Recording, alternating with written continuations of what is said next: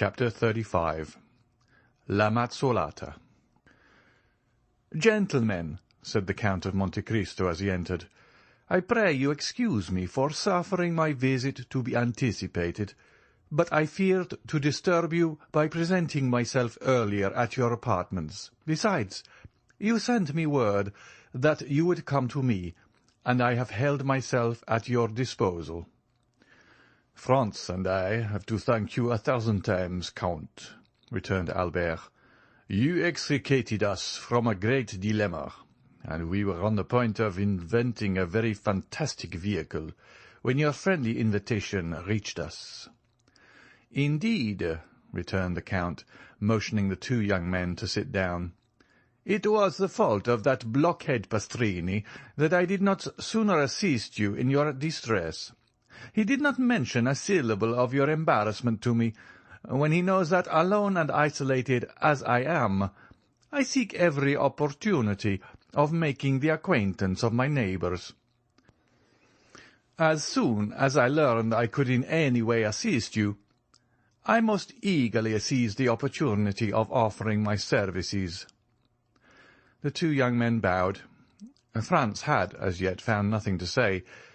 He had come to no determination, and as nothing in the Count's manner manifested the wish that he should recognize him, he did not know whether to make any allusion to the past, or wait until he had more proof. Besides, although sure it was he who had been in the box the previous evening, he could not be equally positive that this was the man he had seen at the Colosseum. He resolved, therefore, to let things take their course without making any direct overture to the Count. Moreover, he had this advantage.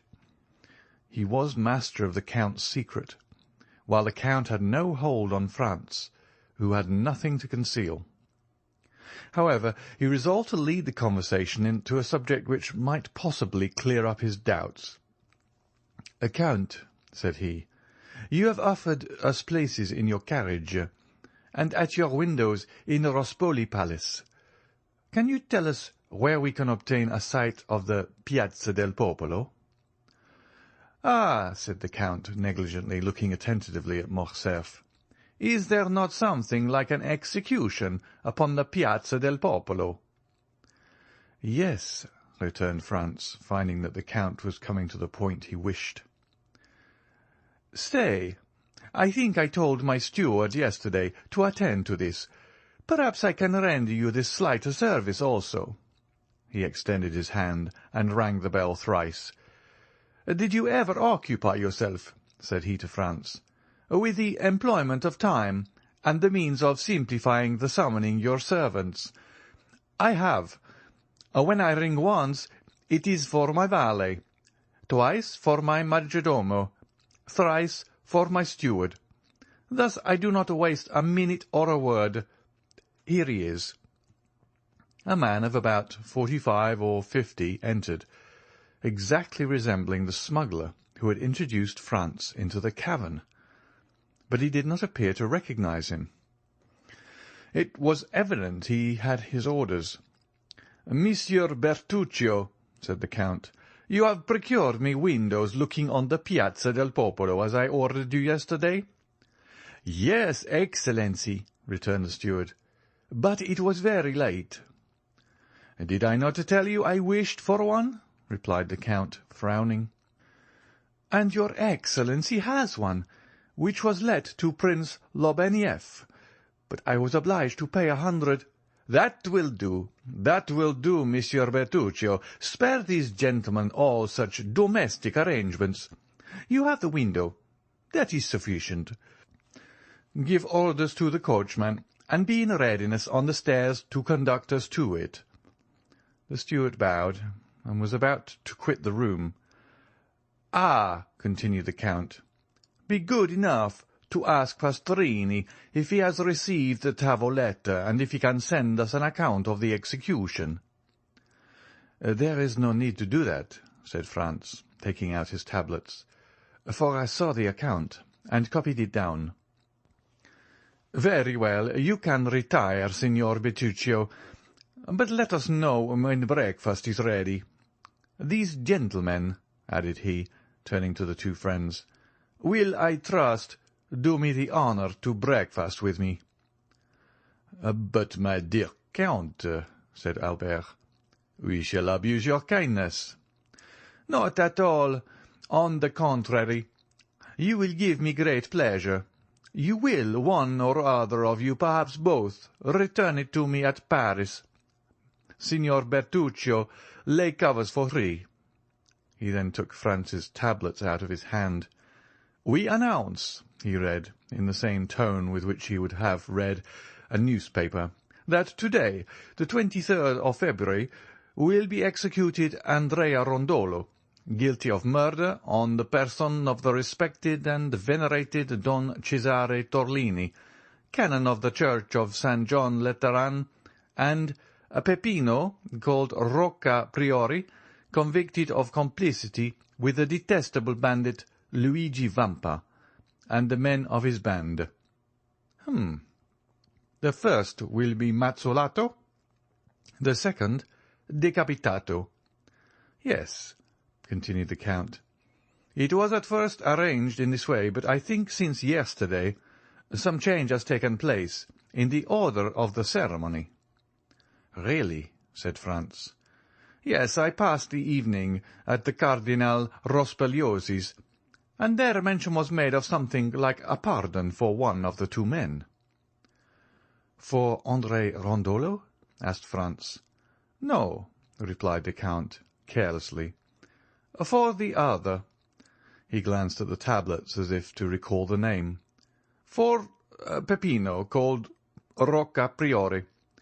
You are thus deprived of seeing a man guillotined. But the mazzuola still remains, which is a very curious punishment when seen for the first time, and even the second, while the other, as you must know, is very simple. The mandala never fails, never trembles, never strikes 30 times ineffectually, like the soldier who beheaded the Count of Chalais, and whose tender mercy Richelieu had doubtless recommended the sufferer." "Ah," added the Count in a contemptuous tone, "do not tell me of European punishments. They are in their infancy, or rather the old age of cruelty." "Really, Count," replied Franz, "one would think that you had studied the different tortures of all the nations of the world." "There are at least a few that I have not seen," said the Count coldly. "And you take pleasure in beholding these dreadful spectacles?" "My first sentiment was horror, the second indifference, the third curiosity." "Curiosity? That is a terrible word." "Why so? In life our greatest preoccupation is death. Is it not then curious to study the different ways by which the soul and body can part, and how according to their different character temperaments, and even the different customs of their countries, different persons bear the transition from life to death, from existence to annihilation? As for myself, I can assure you of one thing. The more men you see die, the easier it becomes to die yourself. And in my opinion, death may be a torture, but it is not an expiation." "I do not quite understand you," replied Franz. "Pray explain your meaning, for you excite my curiosity to the highest pitch." "Listen," said the Count, and deep hatred mounted to his face as the blood would to the face of any other. "If a man had by unheard of and excruciating tortures destroyed your father, your mother, your betrothed, a being who, when torn from you, left a desolation, a wound that never closes in your breast, do you think the reparation that society gives you insufficient when it interposes the knife of the guillotine between the base of the occiput and the trapezial muscles of the murderer, and allows him who has caused us years of moral sufferings to escape with a few moments of physical pain?" "Yes, I know," said Franz, "that human justice is insufficient to console us, She can give blood in return for blood, that is all. But you must demand from her only what it is in her power to grant. I will put another case to you," continued the Count, "that where society, attacked by the death of a person, avenges death by death. But are there not 1,000 tortures by which a man may be made to suffer, without society taking the least cognizance of them, or offering him even the insufficient means of vengeance, of which we have just spoken?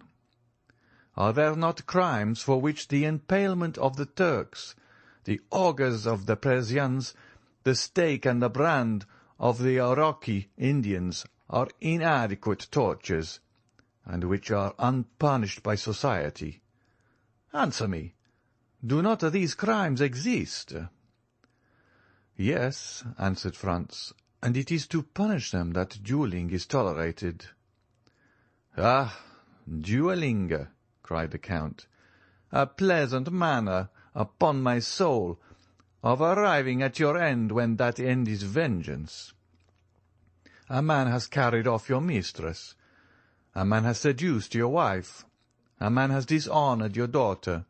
He has rendered the whole life of one who had the right to expect from heaven that portion of happiness God has promised to every one of his creatures, an existence of misery and infamy. And you think you are avenged because you send a ball through the head, or pass a sword through the breast of that man who has planted madness in your brain and despair in your heart? And remember, moreover, that it is often he who comes off victorious from the strife, absolved of all crime in the eyes of the world. No, no," continued the Count. "Had I to avenge myself, it is not thus I would take revenge." "Then you disapprove of duelling? You would not fight a duel?" asked Albert in his turn, astonished at this strange theory. "Yes," replied the Count. "Understand me. I would fight a duel for a trifle, for an insult, for a blow, and the more so that, thanks to my skill in all bodily exercises, and the indifference to the danger I have gradually acquired, I should be almost certain to kill my man. Oh, I would fight for such a cause. But in return for slow, profound, eternal torture, I would give back the same, were it possible, an eye for an eye, a tooth for a tooth, as the Orientalists say, our masters in everything, those favoured creatures who have formed for themselves a life of dreams and a paradise of realities." "But," said Franz to the Count, "with this theory, which renders you at once judge and executioner of your own cause, it would be difficult to adopt a course that would forever prevent you falling under the power of the law. Hatred is blind, rage carries you away, and he who pours a vengeance runs the risk of tasting a bitter draught." "Yes, if he be poor and inexperienced, not if he be rich and skilful. Besides, the worst that could happen to him would be the punishment of which we have already spoken, and which the philanthropic French Revolution has substituted for being torn to pieces by horses or broken on the wheel. What matters this punishment, as long as he is avenged? On my word, I almost regret that in all probability this miserable Peppino will not be beheaded, as you might have had an opportunity of seeing how short a time the punishment lasts, and whether it is worth even mentioning. But really this is most singular conversation for the Carnival, gentlemen. How did it arise? Ah, I recollect you asked for a place at my window. You shall have it. But let us first sit down to table, for here comes the servant to inform us that breakfast is ready." As he spoke, a servant opened one of the 4 doors of the apartment, saying, "Al suo commodo." The 2 young men arose and entered the breakfast-room. During the meal, which was excellent and admirably served, Franz looked repeatedly at Albert, in order to observe the impressions which he doubted not have been made on him by the words of their entertainer, but whether with his usual carelessness he had paid but little attention to him, whether the explanation of the Count of Monte Cristo with regard to duelling had satisfied him, or whether the events which Franz knew of had had their effect on him alone. He remarked that his companion did not pay the least regard to them, but on the contrary ate like a man who for the last 4 or 5 months had been condemned to partake of Italian cookery, that is, the worst in the world. As for the Count, he just touched the dishes. He seemed to fulfil the duties of a host by sitting down with his guests, and awaited their departure to be served with some strange or more delicate food. This brought back to Franz, in spite of himself, the recollection of the terror with which the Count had inspired the Countess, and her firm conviction that the man in the opposite box was a vampire. At the end of the breakfast, Franz took out his watch. "Well," said the Count, "what are you doing?" "You must excuse us, Count," returned Franz, "but we still have much to do." "What may that be?" "We have no masks, and it is absolutely necessary to procure them." "Do not concern yourself about that. We have, I think, a private room in the Piazza del Popolo. I will have whatever costumes you choose brought to us, and you can dress there." "After the execution?" cried Franz. "Before or after, whichever you please." "Opposite the scaffold?" "The scaffold forms part of the fete." "Count, I have reflected on the matter," said Franz. "I thank you for your courtesy, but I shall content myself with accepting a place in your carriage and at your window at the Rospoli Palace, and I leave you at liberty to dispose of my place at the Piazza del Popolo." "But I warn you, you will lose a very curious sight," returned the Count. "You will describe it to me," replied Franz, "and the recital from your lips will make as great an impression on me as if I had witnessed it. I have more than once intended witnessing an execution, but I have never been able to make up my mind. And you, Albert?" "I," replied the Viscount, "I saw Castaing executed, but I think I was rather intoxicated that day, for I had quitted the college the same morning, and we had passed the previous night at a tavern. Besides, it is no reason, because you have not seen an execution at Paris, that you should not see one anywhere else. When you travel, it is to see everything. Think what a figure you will make when you are asked, 'How did they execute at Rome?' and you reply, 'I do not know.' And besides, they say that the culprit is an infamous scoundrel, who killed with a log of wood a worthy canon who had brought him up like his own son. Diable! When a churchman is killed, it should be with a different weapon than a log, especially when he has behaved like a father. If you went to Spain, would you not see the bullfight? Well, suppose it is a bullfight you are going to see. Recollect the ancient Romans of the circus, and the sports, where they killed 300 lions and 100 men. Think of the 80,000 applauding spectators, the sage matrons who took their daughters, and the charming vestals, who made the thumb of their white hands the fatal sign that said, 'Come, dispatch the dying.'" "Shall you go then, Albert?" asked Franz. "Ma foi, yes, like you. I hesitated, but the Count's eloquence decides me." "Let us go then," said Franz, "since you wish it, but on our way to the Piazza del Popolo, I wish to pass through the Corso. Is this possible, Count?" "On foot, yes. In a carriage, no." "I will go on foot, then." "Is it important that you should go that way?" "Yes, there is something I wish to see." "Well, we will go by the Corso. We will send the carriage to wait for us on the Piazza del Popolo, by the Strada del Babuino, for I shall be glad to pass myself through the Corso, to see if some orders I have given have been executed." "Excellency," said a servant, opening the door, "a man in the dress of a penitent wishes to speak to you." "Ah, yes, sir," returned the Count. "I know who he is. Gentlemen, will you return to the salon? You will find good cigars on the centre table. I will be with you directly." The young men rose and returned into the salon, while the Count, again apologizing, left by another door. Albert, who was a great smoker, and who had considered it no small sacrifice to be deprived of the cigars of the Café de Paris, approached the table and uttered a cry of joy at perceiving some veritable puros. "Well," asked Franz, "what think you of the Count of Monte Cristo?" "What do I think?" said Albert, evidently surprised at such a question from his companion.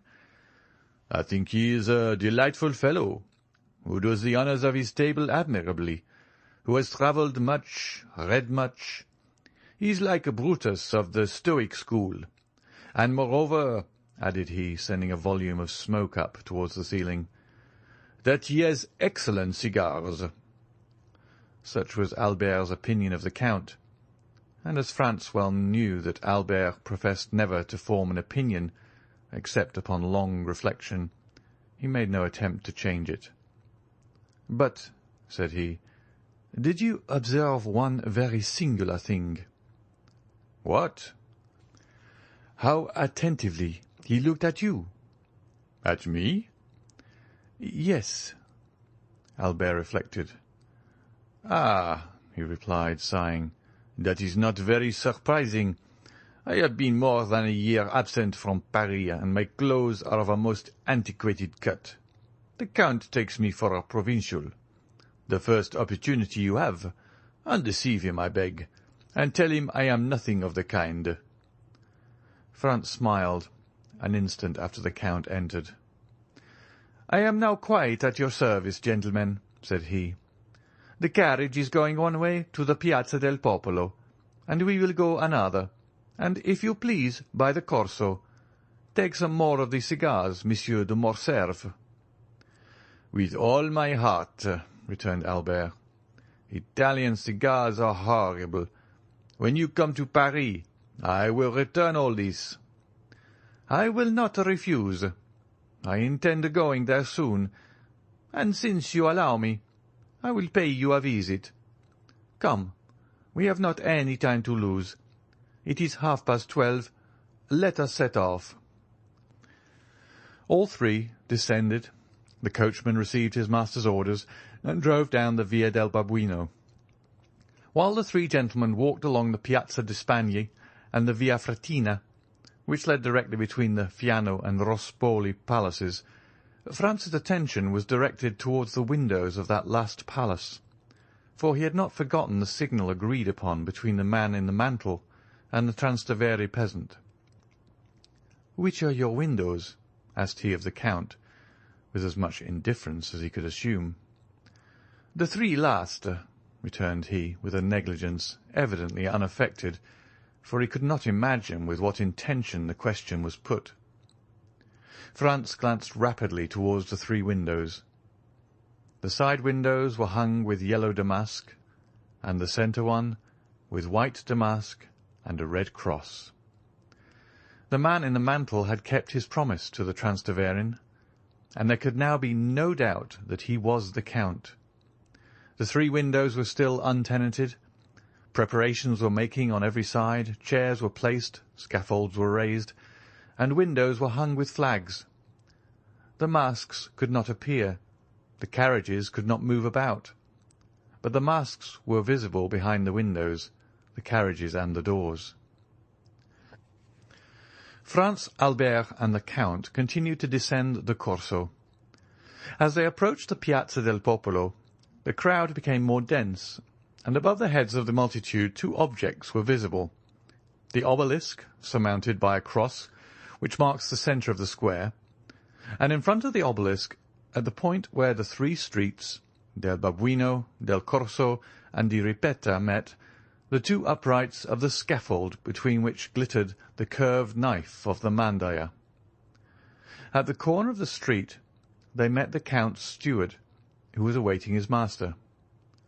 The window, let at an exorbitant price, which the Count had doubtless wished to conceal from his guests, was on the second floor of the great palace, situated between the Via del Babuino and the Monte Pincio. It consisted, as we have said, of a small dressing-room opening into a bedroom, and when the door of communication was shut, the inmates were quite alone. On chairs were laid elegant masquerade costumes of blue and white satin. "As you left the choice of your costumes to me," said the Count to the two friends, "I have had these bought, as they will be the most worn this year, and they are most suitable on account of the confetti, as they do not show the flower." Franz heard the words of the Count, but imperfectly, and he perhaps did not fully appreciate this new attention to their wishes, for he was wholly absorbed by the spectacle that the Piazza del Popolo presented, and by the terrible instrument that was in the centre. It was the first time Franz had ever seen a guillotine. We say guillotine because the Roman mandaia is formed on almost the same model as the French instrument. The knife, which is shaped like a crescent, that cuts with the convex side, falls from a less height, and that is all the difference. Two men, seated on the movable plank on which the victim is laid, were eating their breakfasts while waiting for the criminal. Their repast consisted apparently of bread and sausages. One of them lifted the plank, took out a flask of wine, drank some, then passed it to his companion. These two men were the executioner's assistants. At this sight Franz felt the perspiration start forth upon his brow. The prisoners, transported the previous evening from the Carcere Nuovo to the little church of Santa Maria del Popolo, had passed the night, each accompanied by two priests, in a chapel closed by a grating, before which were two sentinels, who were relieved at intervals. A double line of carbineers, placed on each side of the door of the church, reached to the scaffold, and formed a circle around it, leaving a path about 10 feet wide, and around the guillotine a space of nearly 100 feet. All the rest of the square was paved with heads. Many women held their infants on their shoulders, and thus the children had the best view. The Monte Pincio seemed a vast amphitheatre filled with spectators. The balconies of the two churches at the corner of the Via del Babuino and the Via di Ripetta were crammed. The steps even seemed a parti-coloured sea that was impelled towards the portico. Every niche in the wall held its living statue. What the Count said was true. The most curious spectacle in life is that of death. And yet, instead of the silence and the solemnity demanded by the occasion, laughter and jests arose from the crowd. It was evident that the execution was, in the eyes of the people, only the commencement of the Carnival. Suddenly the tumult ceased, as if by magic, and the doors of the church opened. A brotherhood of penitents, clothed from head to foot in robes of grey sackcloth, with holes for the eyes and holding in their hands lighted tapers, appeared first. The chief marched at the head. Behind the penitents came a man of vast stature and proportions. He was naked, with the exception of cloth drawers, at the left side of which hung a large knife in a sheath, and he bore on his right shoulder a heavy iron sledge-hammer. This man was the executioner. He had, moreover, sandals bound on his feet by cords.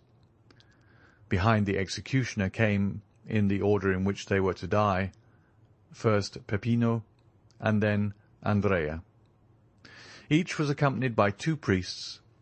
Neither had his eyes bandaged. Peppino walked with a firm step, doubtless aware of what awaited him. Andrea was supported by two priests. Each of them, from time to time, kissed the crucifix a confessor held out to them. At this sight alone Franz felt his legs tremble under him. He looked at Albert. He was as white as his shirt, and mechanically cast away his cigar, although he had not half smoked it.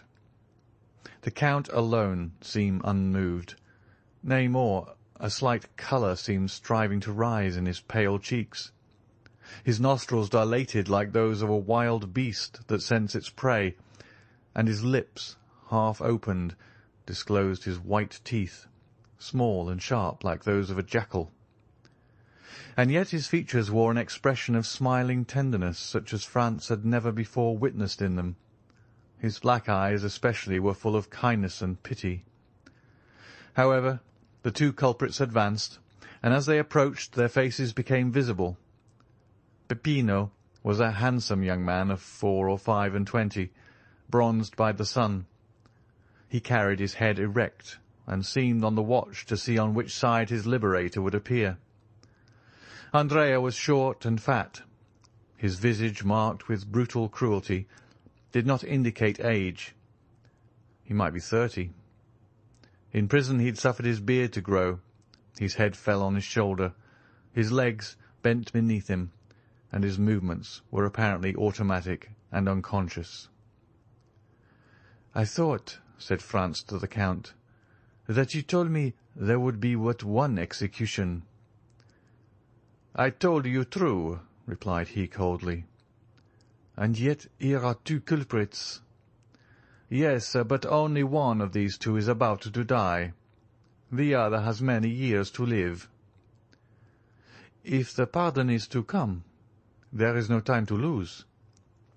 "And see, here it is," said the Count. At the moment when Peppino reached the foot of the mandaia, a priest arrived in some haste, forced his way through the soldiers, and, advancing to the chief of the Brotherhood, gave him a folded paper. The piercing eye of Peppino had noticed all. The chief took the paper, unfolded it, and raising his hand, "Heaven be praised, and His Holiness also," said he in a loud voice. "Here is a pardon for one of the prisoners." "A pardon!" cried the people with one voice. "A pardon!" At this cry, Andrea raised his head. "Pardon for whom?" cried he. Peppino remained breathless. "A pardon for Peppino, called Rocca Priori," said the principal friar, and he passed the paper to the officer commanding the carbineers, who read and returned it to him. "For Peppino?" cried Andrea, who seemed roused from the torpor in which he had been plunged. "Why for him, and not for me? We ought to die together. I was promised he should die with me.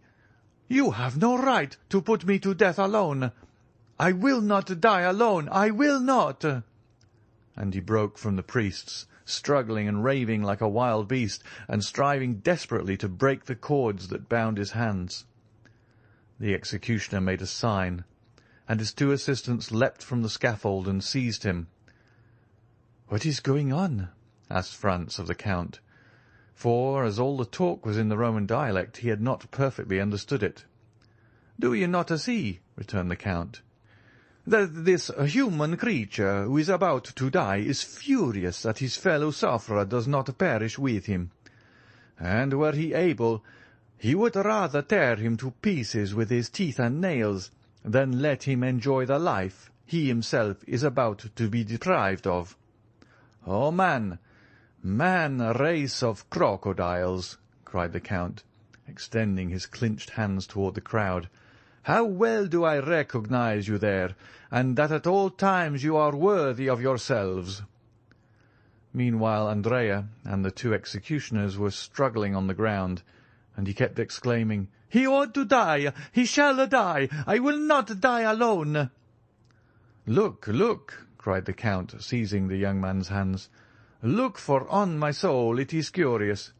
Here is a man who had resigned himself to his fate, who was going to the scaffold to die, like a coward, it is true, but he was about to die without resistance.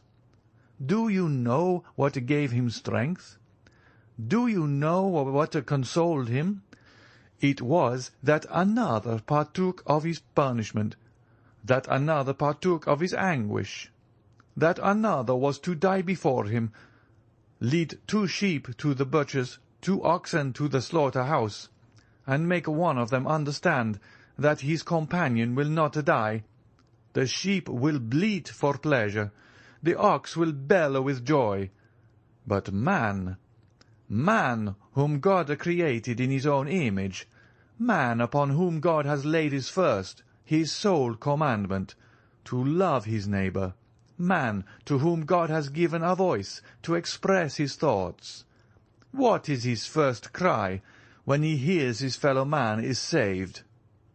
A blasphemy. Honour to man, this masterpiece of nature, this king of the creation. And the Count burst into a laugh, a terrible laugh, that showed he must have suffered horribly to be able thus to laugh. However, the struggle still continued, and it was dreadful to witness. The people all took part against Andrea, and 20,000 voices cried, "Put him to death! Put him to death!" Franz sprang back, but the Count seized his arm and held him before the window. "What are you doing?" said he. "Do you pity him? If you heard the cry of mad dog, you would take your gun, you would unhesitatingly shoot the poor beast, who after all was only guilty of having been bitten by another dog. And yet you pity a man who, without being bitten by one of his race, has yet murdered his benefactor, and who, now unable to kill anyone because his hands are bound, wishes to see his companion in captivity perish. No, no, look, look!" The command was needless. Franz was fascinated by the horrible spectacle. The two assistants had borne Andrea to the scaffold, and there, in spite of his struggles, his bites and his cries, had forced him to his knees. During this time the executioner had raised his mace and signed to them to get out of the way. The criminal strove to rise, but ere he had time, the mace fell on his left temple. A dull and heavy sound was heard, and the man dropped like an ox on his face, and then turned over on his back. The executioner let fall his mace, drew his knife, and with one stroke opened his throat, and mounting on his stomach, stamped violently on it with his feet. At every stroke a jet of blood sprang from the wound. This time Franz could contain himself no longer, but sank, half fainting, into a seat. Albert, with his eyes closed, was standing grasping the window curtains. The Count was erect and triumphant, like the avenging angel. End of chapter 35.